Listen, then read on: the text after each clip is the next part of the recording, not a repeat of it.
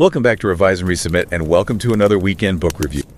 I'm Pavlov. And I'm Nikita. Today we're kicking off something a bit different. And wow, what a timely day it is to be exploring a truly monumental body of work. It really is. Because today, June 29th, it's celebrated in India as National Statistics Day. That's right. Marking the birthday of an absolute visionary, Professor Prasanta Chandra Mahalanobis. Indeed. Professor Mahalanobis, widely revered as the father of Indian statistics, really laid a foundational stone for the entire statistical movement in India. Just incredible. He established the Indian Statistical Institute, or ISI, in Kolkata way back in 1931. 1931. Yeah, transforming it into a premier global hub for statistical research and training. It's quite the legacy. So, beyond setting up institutions like the ISI, what would you say are Professor Mahalanobis' most enduring contributions? Maybe some surprising ones people should know about. Well, his legacy stretches far. He's famously remembered for the Mahalanobis distance. Okay, the statistical measure. Yeah, exactly, which is a crucial statistical measure. It's used to find similarities between, say, an unknown sample and a known one, or even to detect outliers. It's still widely used today in fields from biology all the way to machine learning. Wow. But he also played a vital role as a member of the first Planning Commission of Free India. Right, helping shape the economy. Helping to chart the economic course for a newly independent nation. And, you know, on a more maybe human level, he even conducted pioneering studies in anthropometry in India. Anthropometry, what exactly is that? That's the scientific study of human body measurements. It's often used to understand population groups, their physical characteristics. What an incredibly diverse and impactful mind. It really sounds like he wasn't just a theorist. He seems deeply concerned with, well, practical application in national development. Absolutely. And our exploration today draws its insights from a significant academic work that truly honors his legacy. It's an LLM-based summary of the actual book titled The Mahalanobis Growth Model. And this book itself, it's a testament to some really rigorous scholarship. It was penned by a fantastic team, Chetan Ghate from the Economics and Planning Unit at ISI's Delhi Center, Pawan Gopalakrishnan, who's a manager research at the Reserve Bank of India, and also did his doctoral studies at ISI New Delhi. Right. And Srishti Grover, a former student of the Master of Science in Quantitative Economics course, also at ISI New Delhi, a really strong team. And get this, they wrote it over an intense 16-month period. Yeah. Right smack in the middle of the COVID-19 pandemic. All discussions conducted online. Talk about dedication. It's a remarkable achievement, is it? Especially given the circumstances. It truly is. And the book's dedication, I think it captures a profound message, one that resonates deeply with, well, what we try to do here. What does it say? It states that reading deeply affirms that wisdom, empathy, and human understanding aren't optimized, but they're lived. Aren't optimized, but they're lived. That's a powerful thought. It is. In a world increasingly driven by, optimized solutions and quick takeaways, how does that challenge our modern approach? How does it resonate with what we aim to do here? Well, it reminds us that real understanding, it comes from immersion, right? From grappling with complexity, not just from quick consumption. Yeah. It's about a human journey of discovery. And that's precisely why we encourage you, our listener, whether or not you subscribe to this channel, please make time to read this thoughtfully crafted and rigorous book. Definitely. We've placed a link to it in our show notes for you. Please do check it out. So our mission today is to take you on a guided tour, primarily through the book's introduction, and then sort of walk through each subsequent chapter. Right. And this analysis, it's designed especially for you, someone who might be new to academic research, maybe just about to start your own research journey. Yeah, to give you a clear roadmap and highlight key insights from these sometimes complex economic models. So if you're looking to understand how big economic ideas are built, debated, and refined, this is for you. Let's get started then. All right, let's begin by understanding the core. For anyone beginning their research into economic growth and planning, Chapter 2 of this book, the two-sector model, is absolutely foundational. Couldn't agree more. It meticulously outlines the original two-sector Mahalanobis model, which was really a pivotal contribution from India to global growth theory. Okay. But before Mahalanobis, the chapter very smartly sets the stage by discussing the Herod-Domar model, the HD model. Right, HHD, I've heard of that, so that's the benchmark. Exactly. It's a standard, closed economy, one-sector model. Basically, it posits growth is primarily driven by just two simple factors: savings rate, How much you save. and the capital output ratio. So how efficiently you turn that saving into new productive capacity. Pretty straightforward. And this is where, as someone maybe new to research, I found myself really leaning forward. The book actually takes the HD model and puts it to a real-world test, It does. comparing its projections against India's actual GDP growth from 1951 all the way to 2019. What did they uncover? They found some fascinating results. For instance, for the period 1951-79, the HD model projected 4.1% average GDP growth, Right. which was incredibly close to India's actual 3.9%. Wow, that's pretty good. It seemed like a pretty good fit, right? But for the later period, 1980-2019, it projected a much higher 6.9%. and the actual growth. Actual growth was 5.9%. So it diverged quite a bit later on. Exactly. That really illustrates the model's limitations over longer periods, doesn't it? It really does. Highlights the challenges of long-term forecasting with simpler models. So if the HD model had these limitations, how did Mahalanobis build on that? What was his core innovation that led to this famous paradox? That's a great question. Mahalanobis' 1953 model took a crucial step. He divided the economy into two distinct sectors. Right, the two sectors. An investment goods sector, you can think of it as the engine factory producing machines, steel, infrastructure. Got it, the heavy stuff. And a consumption goods sector producing everyday items like food, clothes, services. This two-sector division immediately introduced a fundamental trade-off, and that leads to what's known as the Mahalanobis paradox. The paradox. Okay, tell us more about this paradox. What exactly does it mean for policymakers, especially in a young developing nation? Well, the paradox, it's derived from a fundamental output equation in the chapter. It shows that while a high allocation of investment to that engine factory, the investment goods sector will lead to higher overall output and living standards in the long run. Which sounds good. It initially suppresses output in the consumption goods sector. So less stuff for people right now. Exactly. Think of it like this. To build a powerful future economy, Mahalanobis argued India needed to invest heavily in that engine factory. But that meant fewer cars, fewer consumption goods available today. Oof. That is an agonizing trade-off for a young nation. A gamble, really. Immediate pain for a promise of future prosperity. It was huge, a massive trade-off. Was there significant debate or pushback against such a strategy in India at the time, given the short-term hit on everyday consumption? Oh, absolutely. That tension between long-term growth and immediate welfare, it was central to so many policy debates in India's early decades. I could imagine. And interestingly, the chapter also draws a fascinating historical comparison. It looks at the earlier Feldman model from 1920s Soviet Union planning. Feldman from the Soviet Union. Yes. And it notes significant similarities, despite Mahalanobis reportedly being completely unaware of Feldman's work. That's amazing. It really shows how similar economic challenges can sometimes lead to, well, similar theoretical solutions across totally different contexts, even without direct influence. It kind of underscores universal economic principles, doesn't it? Hinting that maybe some economic truths just emerge independently. Yeah. And for new researchers listening, the book goes beyond just theory. It actually offers MATLAB and octave code for calibration and simulation. Oh, it's fantastic. It is, because it makes these abstract models tangible. You can explore them. You can literally plug in numbers and see the dynamics play out yourself. For a new researcher, having that code available must feel like getting the keys to a playground. Yeah, something like that. It makes these abstract theories so much more tangible, doesn't it? So the two-sector model was powerful, but the real world, it's never perfectly predictable, is it? Never.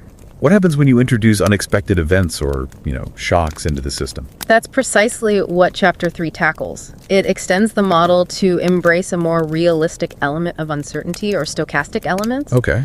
And a key aspect here is the assumption that aggregate productivity, often denoted by that Greek letter beta, isn't fixed. It can change over time. So productivity isn't constant. Right. This was something Mahalanobis himself actually mentioned, but he didn't explicitly solve for it in his original work. And what's particularly striking, I thought, was that if productivity is time varying, especially if it generally increases, Yes. it can potentially resolve the Mahalanobis paradox. How does that work? That's absolutely right. The increasing aggregate productivity, especially if it happens to be higher in the consumption goods sector, could actually offset that short-term decline caused by heavy investment in the investment goods sector. So you get growth without the initial dip in consumption. Potentially, yes. It could mean the economy sees higher national income in both the short and the long run. That initial sacrifice is reduced, making the trade-off less stark, maybe more palatable. So a rising tide of productivity can lift all boats, including consumption short-term, even with a heavy industry focus. Interesting. Very. The chapter also looks at the impact of one-period investment shocks, relating them to things like India's Hindu rate of growth. Can you elaborate on that connection? Sure. The Hindu rate of growth was a term coined later to describe India's relatively slow GDP growth rate, around 3% or so, for maybe 3 decades post-independence. That's that slow period. The model dynamics suggests that this period could potentially be thought of as, well, a kind of negative shock to investment within this framework. So like something hindering investment. Essentially, yeah.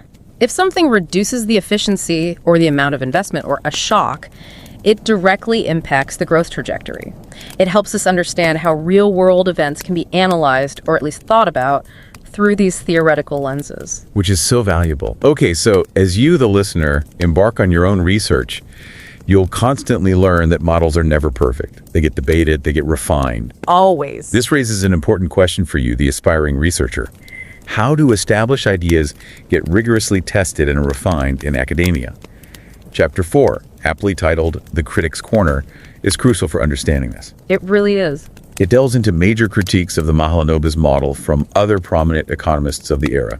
Bronfenbrenner, Bettelheim, Ezekiel, and Haldane.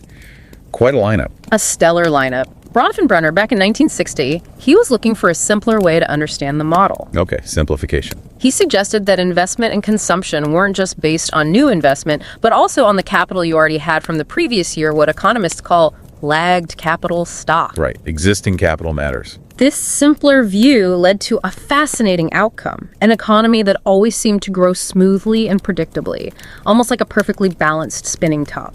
What's called a balanced growth path. Interesting. But he also highlighted a critical dilemma, didn't he? He did. About savings and consumption. Exactly. Achieving high growth requires high savings, but at some point, that might leave insufficient resources for just basic consumption needs. That's a very practical limit to planning. Governments still face that today, right? Absolutely. It forces a planner to consider the human cost of rapid growth. How much sacrifice can you ask for today for tomorrow's prosperity? It's a tough balance. Yeah. Then Bettelheim introduced another crucial element, replacement requirements, what we commonly call depreciation. Oh, things wearing out. Precisely. His critique showed that, unlike in the original Mahalanobis model, where output could, theoretically, grow forever, even without reinvesting in capital goods. Which seems unrealistic.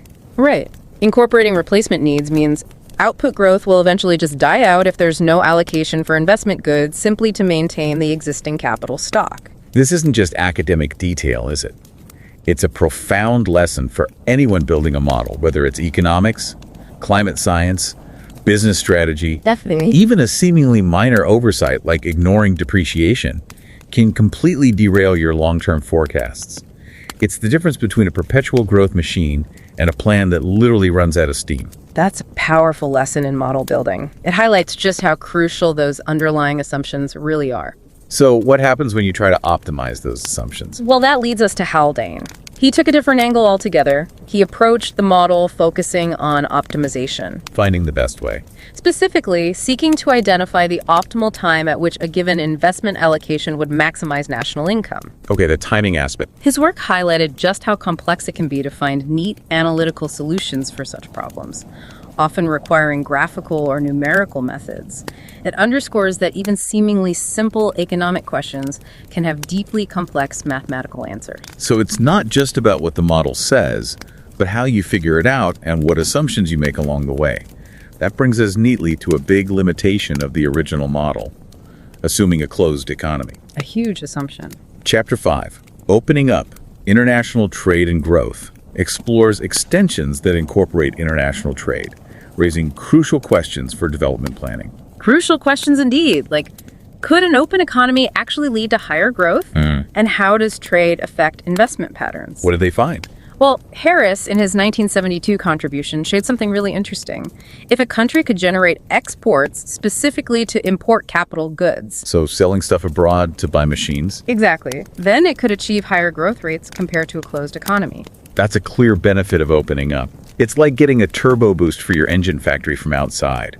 Augments what you can produce domestically. Precisely. It directly boosts growth. And then Ezekiel, in 1965, presented this compelling comparison between two investment patterns. Okay. He called them the X pattern, which was investing in a second domestic capital goods sector, so building more engine factories at home, and the Y pattern. And the Y pattern was? Investing in an export sector that produces consumer goods, which then finances imports of capital goods.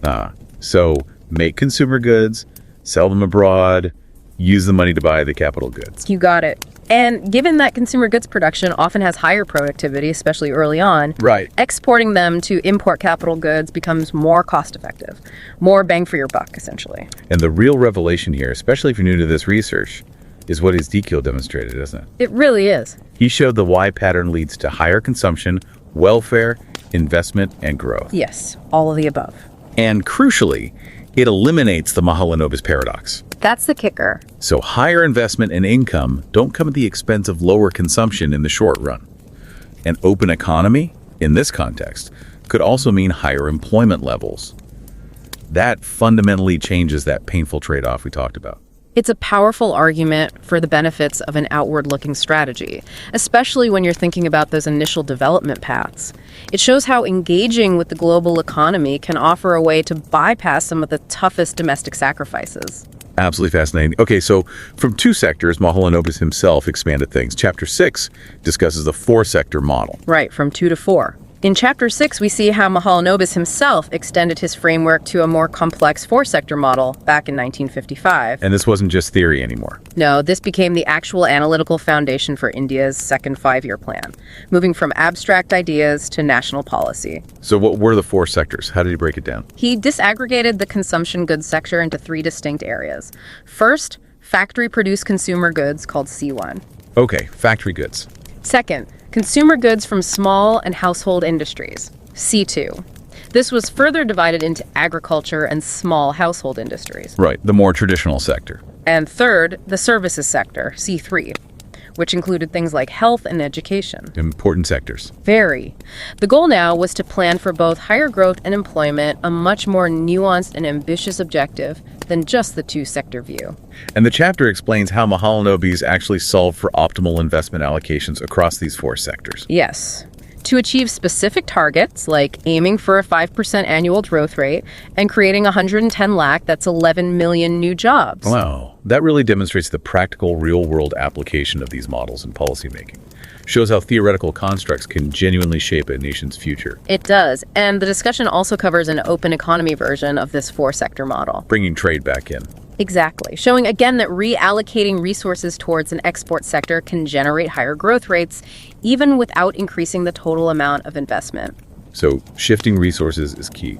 It leads to higher overall investment, consumption, and output compared to a closed economy, again, reinforcing the benefits of engaging with the global market. But even this more advanced model faced criticism, right? It wasn't universally accepted. No model ever is, really. Shenoy, in 1955, pointed to what he saw as unrealistic investment and savings targets in the second five-year plan, highlighting that gap between theoretical projections and practical feasibility. The reality check. And Kamiya, in 1959, argued that Mahalanobis' allocation wasn't truly optimal in a strict mathematical sense. Oh, so? Using linear programming, that mathematical technique for optimizing outcomes given constraints, Kamiya showed that maximizing output would actually mean concentrating all remaining investment in the most efficient sector. Which in his analysis was C2, those small and household industries. But that raises a really important question for you, the new researcher, doesn't it? It certainly does. Is maximizing output always the most realistic or desirable goal? Especially if it means potentially neglecting vital sectors like health and education, C3, as Kamiya's purely mathematical solution implied. Exactly. It highlights that tension between pure economic efficiency and broader societal goals and values. What do we actually want development to achieve? That's a profound point. It really transcends mere economics. It's about what we as a society truly value in development. Okay, and finally, Chapter 7. We get to an almost polar opposite view. A completely different approach. The wage goods model, advocated by Vakil and Brahmananda. This was in direct opposition to Mahalanobis' emphasis on heavy industry, right? That's right, a fundamental disagreement. They focused instead on essential goods, like food grains and agricultural products.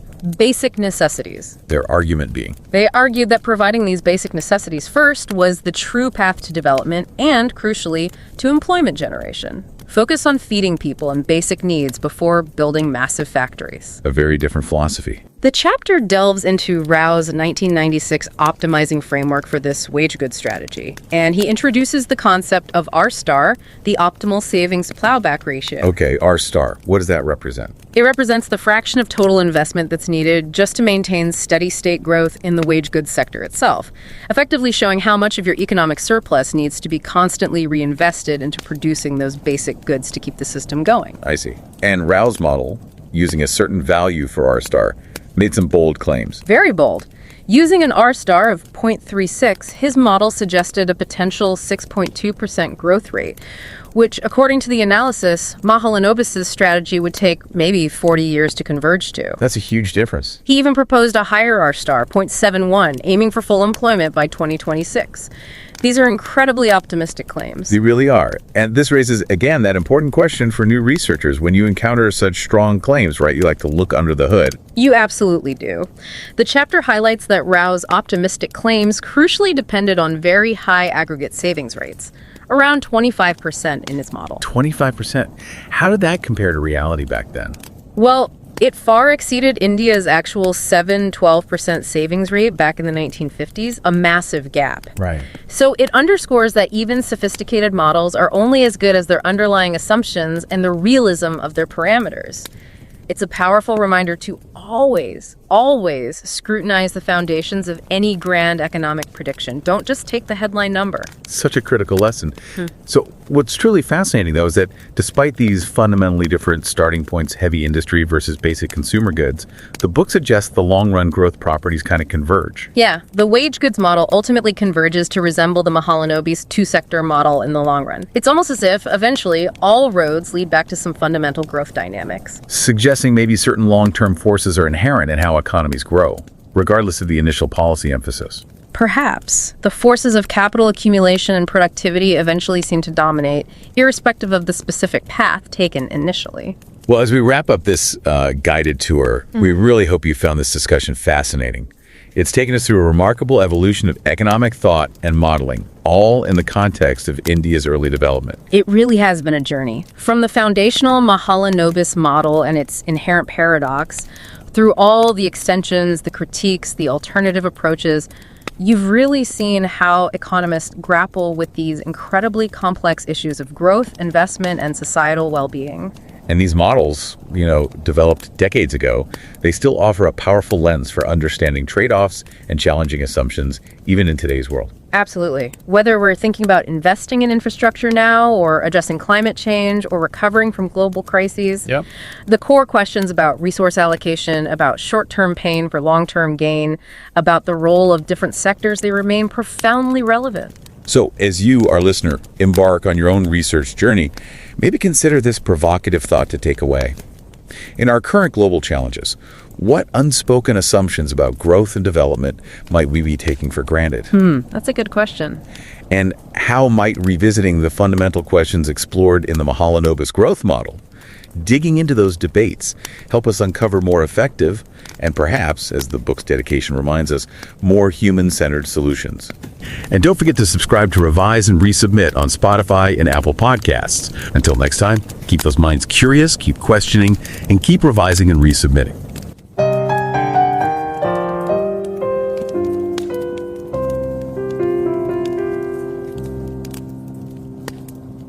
Revise and রিসাবমিটে স্বাগত।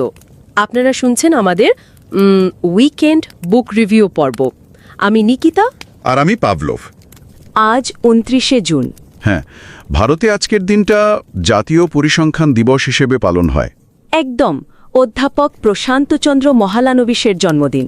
ঠিক, অধ্যাপক মহালানবিশ, মানে যাকে আমরা ভারতীয় পরিসংখ্যানের জনক বলি, উনি তো 1931 সালে কলকাতায় ইন্ডিয়ান স্ট্যাটিস্টিক্যাল ইনস্টিটিউট মানে আইএসআই প্রতিষ্ঠা করেছিলেন। হ্যাঁ, যা আজ একটা বিশ্বমানের গবেষণা প্রতিষ্ঠান। ওর আরও অনেক অবদান আছে, যেমন ধরুন মহালানোবিস ডিস্টেন্স, ওই স্ট্যাটিস্টিক্যাল মাপকাঠিটা, তাই তো? হ্যাঁ, আর স্বাধীন ভারতের প্রথম প্ল্যানিং কমিশনের সদস্য ছিলেন। অ্যানথ্রোপোমেট্রি বা নৃতত্ব বিজ্ঞানেও তো ওর দারুণ কাজ ভারতে। অবশ্যই।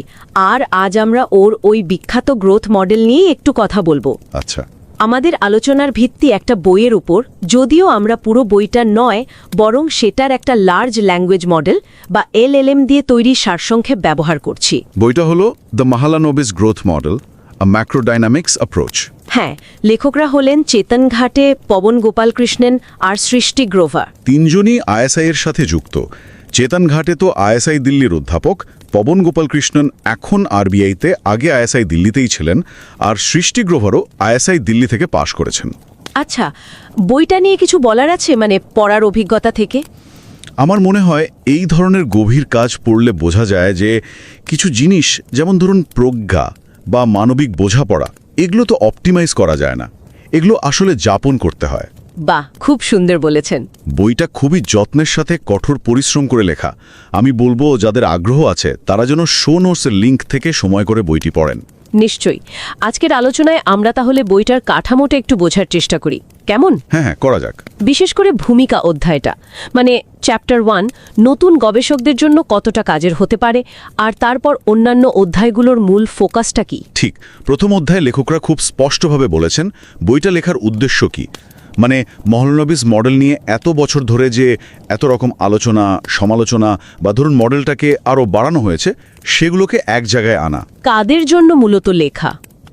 এটা মূলত অর্থনীতির অ্যাডভান্সড আন্ডারগ্র্যাজুয়েট বা পোস্ট গ্র্যাজুয়েট ছাত্রছাত্রীদের জন্য, যারা ভারতের ম্যাক্রো ইকোনমিক সমস্যা বা গ্রোথ মডেল নিয়ে আগ্রহী। তার মানে কি একটু ম্যাথস জানা দরকার? দেখুন, ক্যালকুলাস বা ডিফারেন্সিয়াল ইকুয়েশনের বেসিক আইডিয়া থাকলে ভালো, তবে লেখকরা কিন্তু সমাধান পদ্ধতি নিয়েও আলোচনা করেছেন। ও আচ্ছা। এমনকি ম্যাটল্যাব বা অক্টেভ কোডও দেওয়া আছে, যাতে নিজেরা চালিয়ে দেখতে পারে। নতুনদের জন্য এটা দারুণ ব্যাপার, কিন্তু থিওরি আর প্র্যাকটিসের মেলবন্ধন। বেশ ভালো। তাহলে দ্বিতীয় অধ্যায়ে আসা যাক, মূল মডেলটা নিয়ে। হ্যাঁ, চ্যাপ্টার 2তে আছে মহালানোবিসের 1953 সালের মূল দ্বিঘাত মডেল। মানে অর্থনীতিতে দুটো সেক্টর, একটা কনজাম্পশন গুডস বা ভোগ্যপণ্য আর অন্যটা ইনভেস্টমেন্ট গুডস বা বিনিয়োগ পণ্য। মূল প্রশ্নটা কি ছিল? মূল প্রশ্ন ছিল দেশের মোট বিনিয়োগের কতটা কোন খাতে যাবে। এখানেই আসে ওই বিখ্যাত মহালানোবিস প্যারাডক্স। প্যারাডক্সটা ঠিক কি, একটি যদি সহজ করে বলেন। মানে আপাত স্ববিরোধিতাটা হলো, যদি আমরা বিনিয়োগ পণ্যের খাতে, ধরুন ভারী শিল্পে, বেশি টাকা ঢালি, তাহলে দীর্ঘমেয়াদের হয়তো সাধারণ মানুষের ভোগ বা কনজাম্পশন একটু কমবে। সেটা তো স্বাভাবিক। কিন্তু এর ফলে দীর্ঘমেয়াদে দেশের উৎপাদন ক্ষমতা অনেক বেড়ে যাবে, আর শেষ পর্যন্ত ভোগও কিন্তু অনেক বেশি হবে। মানে ভবিষ্যতের বড় লাভের জন্য বর্তমানে একটু স্যাক্রিফাইস করা। এই জন্যই তো একে মহালানোবিস ফেল্ডম্যান মডেলও বলে অনেকে, সোভিয়েত পরিকল্পনাবিদ ফেল্ডম্যানের কাজের সাথে মিল থাকায়। একদম। তবে বাস্তব অর্থনীতি তো আর এত সরল রেখায় চলে না, অনেক অপ্রত্যাশিত ব্যাপার ঘটে। ঠিক, সেটাই কি পরের অধ্যায়, মানে চ্যাপ্টার 3তে? হ্যাঁ, চ্যাপ্টার 3তে মডেলটাকে একটু বাস্তবসম্মত করার চেষ্টা হয়েছে। যেমন অর্থনীতিতে র্যান্ডম শক বা আকস্মিক ধাক্কা এলে কি হবে, মানে স্টোকাস্টিসিটির প্রভাব, আর সময়ের সাথে প্রোডাক্টিভিটি বা উৎপাদনশীলতা বিটা যে বদলাতে পারে, সেই ধারণাটাও ঢোকানো হয়েছে। এটা হয়তো প্যারাডক্সটা কিছুটা কমাতে সাহায্য করে। এই মডেল নিয়ে সমালোচনাও তো কম হয়নি। চ্যাপ্টার 4 কি সেই বিষয়ে? একেবারে। চ্যাপ্টার 4 জুড়ে আছে ব্রনফেনব্রেনার, ব্যাটলহেম, ইজেকিয়েল, হ্যালডেন এদের মতো অর্থনীতিবিদদের সমালোচনা। যেমন মডেলটা কি বড্ড সরল, মূলধন কি এত সহজে এক খাত থেকে অন্য খাতে যায়, অবচয় বা ডিপ্রিসিয়েশন ঠিকমতো ধরা হয়েছে কি, এইসব প্রশ্ন। এই সমালোচনাগুলো তো মডেলটাকে আরও উন্নত করতে সাহায্য করেছে নিশ্চয়ই। অবশ্যই, এটাই তো গবেষণার নিয়ম, আলোচনা, সমালোচনা, পরিমার্জন। আচ্ছা, এবার যদি অর্থনীতিটা খোলা হয়, মানে আমদানি রপ্তানি থাকে, চ্যাপ্টার 5 কি এটা নিয়ে? হ্যাঁ, চ্যাপ্টার 5 দেখছে অর্থনীতিটা ওপেন হলে কি হয়, মানে হ্যারিস বা ইজেকিয়েলের কাজের ভিত্তিতে। প্রশ্নটা ছিল, আমরা যদি ভোগ্যপণ্য রপ্তানি করে সেই পয়সায় যন্ত্রপাতি আমদানি করি, সেটা কি ভালো স্ট্র্যাটেজি? কি বলছে মডেল? ইঙ্গিতটা হলো উন্মুক্ত অর্থনীতি হয়তো ওই স্বল্পমেয়াদী ত্যাগ ছাড়াই ভালো গ্রোথ, কনজাম্পশন, এমপ্লয়মেন্ট দিতে পারে। মানে প্যারাডক্সটা হয়তো এড়ানো যায়। এরপর চ্যাপ্টার 6, 4 সেক্টর মডেল, যেটা সেকেন্ড 5 ইয়ার প্ল্যানে ব্যবহার হয়েছিল। ঠিক। এখানে মহলানবিশ নিজেই মডেলটাকে আরও বাড়ান। কনজাম্পশন গুডস সেক্টরকে 3 ভাগে ভাঙেন: ফ্যাক্টরি, ছোট ও কুটির শিল্প আর সার্ভিসেস। উদ্দেশ্য ছিল গ্রোথের সাথে এমপ্লয়মেন্টও দেখা। এখানেও সমালোচনা আছে। হ্যাঁ, যেমন সেনয় বা কমিয়ার সমালোচনা, যারা মনে করতেন লক্ষ্যমাত্রাগুলো হয়তো একটু অবাস্তব ছিল। আর শেষ অধ্যায় চ্যাপ্টার 7, ওয়েজ গুডস মডেলের তুলনা। হ্যাঁ, মহলানবিশ যেখানে ভারী শিল্পে জোর দিয়েছিলেন, সেখানে ভকিল ব্রহ্মানন্দরা জোর দিয়েছিলেন ওয়েজ গুডস বা মজুরি পণ্যে, মানে মানুষের অত্যাবশ্যকীয় জিনিস, বিশেষ করে কৃষি বা খাবার। এখানে দুটো মডেলের তুলনা করা হয়েছে। হ্যাঁ, রাওয়ের 1996 এর একটা ফ্রেমওয়ার্ক ব্যবহার করে তুলনা করা হয়েছে। বিশেষ করে ওয়েজ গুড সেক্টরে কতটা রিইনভেস্ট করলে ভালো হয়, অপটিমাল সেভিংস প্লাউব্যাক রেশিও, সেই ফোনকেসটা আছে। ওয়েজ গুডস মডেলে দ্রুত গ্রোথের কথা বলা হলেও সেটা কিন্তু বেশ উঁচু সেভিংস রেটের উপর নির্ভরশীল। তাহলে সব মিলিয়ে যা বোঝা গেল, মহালানবিশ মডেল স্বাধীন ভারতের শুরুতে বিনিয়োগ আর গ্রোথ নিয়ে ভাবার একটা জরুরি ফ্রেমওয়ার্ক দিয়েছিল। একদম। যদিও এটা নিয়ে অনেক বিতর্ক, অনেক আলোচনা হয়েছে। মডেলটা সময়ের সাথে বিবর্তিত হয়েছে। এই আলোচনাগুলো ভারতের অর্থনৈতিক পরিকল্পনার ইতিহাস বোঝার জন্য খুব দরকারি। ঠিক। আচ্ছা, আজকের দিনে দাঁড়িয়ে যদি ভাবি, ধরুন ভারত এখন কোভিড পরবর্তী গ্রোথের চ্যালেঞ্জ দেখছে বা ক্লাইমেট চেঞ্জের জন্য সেক্টর ভিত্তিক বিনিয়োগের কথা ভাবছে, তখন মহালানবিশ আর তার সমালোচকদের তোলা ওই মূল প্রশ্নগুলো, মানে ভারী শিল্প বনাম ভোগ্যপণ্য, শর্ট টার্ম বনাম লং টার্ম, ক্লোজড ইকোনমি বনাম ওপেন ইকোনমি, এই টানাপোড়েনগুলো কি আজও প্রাসঙ্গিক নয়? খুবই প্রাসঙ্গিক প্রশ্ন। আজকের দিনের উন্নয়ন পরিকল্পনায় এই পুরনো বিতর্কগুলোর ছায়া কিন্তু পড়তেই পারে। এটা নিয়ে নিশ্চয়ই আরও ভাবা দরকার। অবশ্যই। ইতিহাস থেকে শিক্ষা নেওয়া আর সেই অনুযায়ী বর্তমানের নীতি তৈরি করা, এটাই তো চ্যালেঞ্জ। আর মহালানবিশের কাজ আর সেই সংক্রান্ত বিতর্কগুলো এই ভাবনায় নিশ্চিতভাবেই সাহায্য করতে পারে।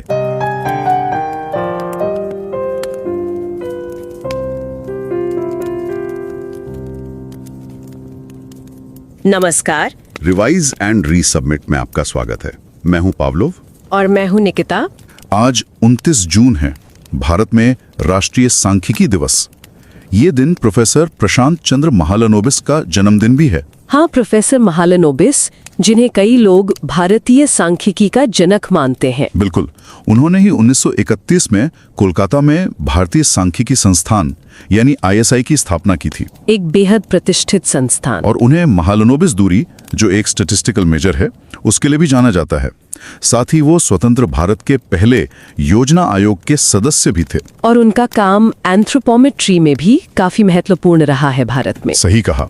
आज हम जिस किताब पर बात कर रहे हैं उसका नाम है द महालनोबिस ग्रोथ मॉडल। इसके लेखक हैं चेतन घाटे, जो ISI दिल्ली से हैं, पवन गोपालकृष्णन RBI से, और सृष्टि ग्रोवर, वो ISI दिल्ली की पूर्व छात्रा हैं। हाँ, और हमारी ये चर्चा ये उस किताब के एक LLM आधारित सारांश पर आधारित है। वैसे एक बात है, जब किसी चीज को गहराई से पढ़ते हैं तो लगता है कि ज्ञान और सहानुभूति ये सिर्फ कोई फॉर्मूला नहीं है, ये जी जाती हैं। सही बात है। तो हम अपनी श्रोताओं से कहेंगे कि भाई आप ये चैनल सब्सक्राइब करें या ना करें, लेकिन इस किताब को पढ़ने के लिए समय जरूर निकालें। बिल्कुल सहमत हूँ। लिंक हमने शो नोट्स में दे दिया है। तो आज हम खासतौर पे इसके इंट्रोडक्शन मतलब परिचय वाले अध्याय पर ध्यान देंगे और फिर हर चैप्टर को थोड़ा संक्षिप्त में समझेंगे। हाँ, खासकर उनके लिए जो अकादमिक रिसर्च में नए हैं, अपनी रिसर्च यात्रा शुरू कर रहे हैं। चलिए तो शुरू करते हैं। पहला अध्याय, परिचय। ये क्या बताता है, इसकी क्या खासियत है?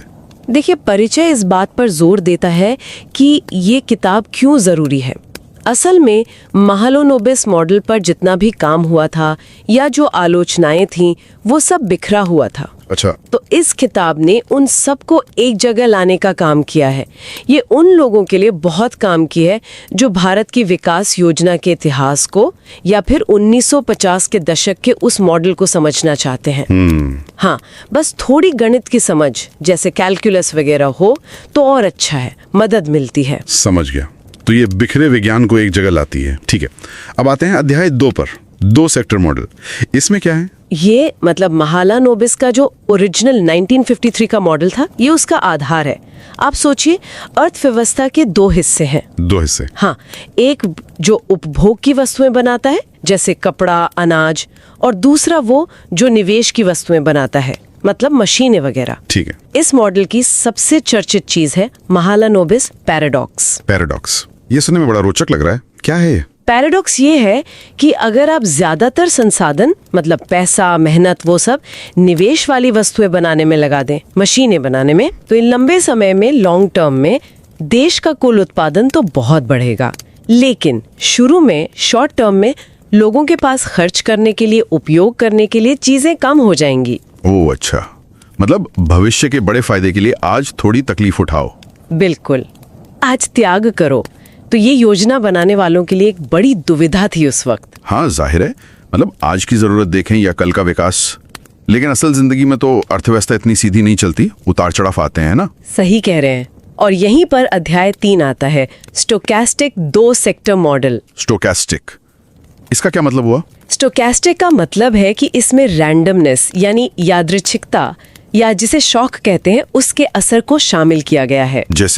जैसे मान लीजिए निवेश में अचानक कोई कमी आ गई या एकदम से बढ़ोतरी हो गई, कोई अप्रत्याशित घटना, तो ये मॉडल को हकीकत के थोड़ा और करीब लाता है। क्योंकि अर्थव्यवस्था पर बाहरी घटनाओं का असर तो पड़ता ही है। बिल्कुल, ये बदलती हुई उत्पादकता, टाइम वेनिंग, बीटा के विचार को भी सामने लाता है और दिखाता है कि कैसे ये चीजें उस पैराडॉक्स को शायद हल करने में मदद कर सकती हैं। अच्छा, लेकिन क्या इस मॉडल की आलोचना नहीं हुई? मुझे लगता है अध्याय 4 इसी बारे में है। हाँ, बिल्कुल। अध्याय 4 जो है वो मुख्य आलोचनाओं पर ही बात करता है। किस तरह की आलोचनाएं थी? कई तरह की थी। जैसे ब्रॉनफिन-ब्रेनर ने कहा कि ये मॉडल कुछ ज्यादा ही सरल बना दिया गया है।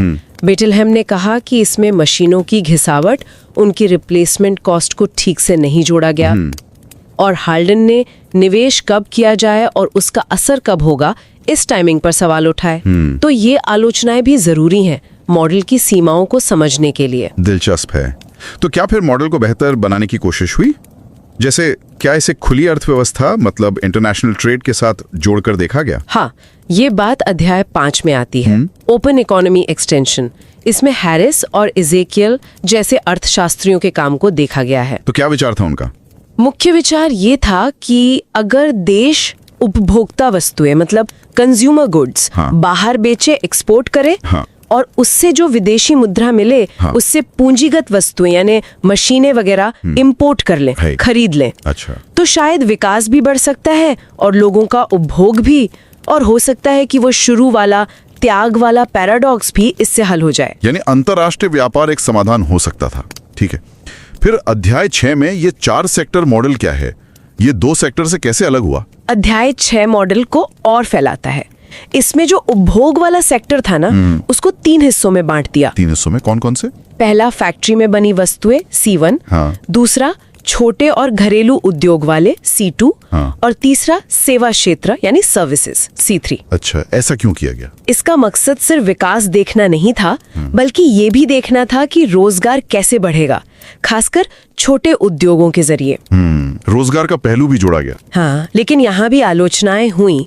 शिनॉय और कुमिया जैसे लोगों ने इसकी एफिशिएंसी मतलब ये कितना कारगर है, इस पर सवाल उठाए। समझ गया। और फिर आखिरी अध्याय 7, वेज गुड्स मॉडल। ये क्या था? ये तो नाम से अलग लग रहा है। ये बिल्कुल एक अलग नजरिया है। ये वकील और ब्रह्मानंद का मॉडल है। Wage goods model? हाँ, उनका कहना था कि विकास के लिए भारी उद्योगों से ज्यादा जरूरी है वेज गुड्स। वेज गुड्स मतलब वो बुनियादी जरूरत की चीजें जो मजदूर अपनी दिहाड़ी, अपनी वेज से खरीदते हैं, जैसे अनाज, कपड़ा। उनका तर्क था कि अगर ये चीजें ही काफी नहीं होंगी तो आप कितनी भी फैक्ट्रियां लगा लो, विकास रुक जाएगा। ओह, ये तो बिल्कुल अलग सोच है भारी उद्योग वाले मॉडल से। हाँ, ये उसका एक प्रमुख वैकल्पिक मॉडल माना जाता है। इसमें सेविंग्स फ्लोबैक रेशियो जैसी अवधारणाओं की भी जांच की गई है। बहुत दिलचस्प। यानी विकास कैसे हो, इस पर कई अलग अलग विचार थे उस समय। हाँ। तो ये थी एक झलक द महालनोबिस ग्रोथ मॉडल किताब के अध्यायों की। हाँ, और ये नए शोधकर्ताओं के लिए काफी उपयोगी हो सकती है। बिल्कुल, ये भारतीय आर्थिक इतिहास और विकास के सिद्धांतों को समझने के लिए वाकई एक बहुत महत्वपूर्ण किताब है। सही कहा। और जैसा किताब की भूमिका में भी एक सवाल उठाया गया है, हाँ। वो सोचने लायक है। क्या सवाल है? कि आज की दुनिया में, मतलब पोस्ट कोविड के बाद, ये जैसे क्लाइमेट चेंज की चुनौतियां हैं हमारे सामने, हाँ। तो क्या इस तरह की जो विकास योजनाएं थी, जो प्लानिंग थी, क्या वो आज भी उतनी ही प्रासंगिक है? क्या वो पुराने मॉडल आज भी काम आ सकते हैं? ये वाकई एक बड़ा सवाल है, सोचने वाली बात है। बिल्कुल। तो हम श्रोताओं को फिर से याद दिला दें, किताब का लिंक शो नोट्स में है, अगर रुचि हो तो इसे जरूर देखें। धन्यवाद। धन्यवाद।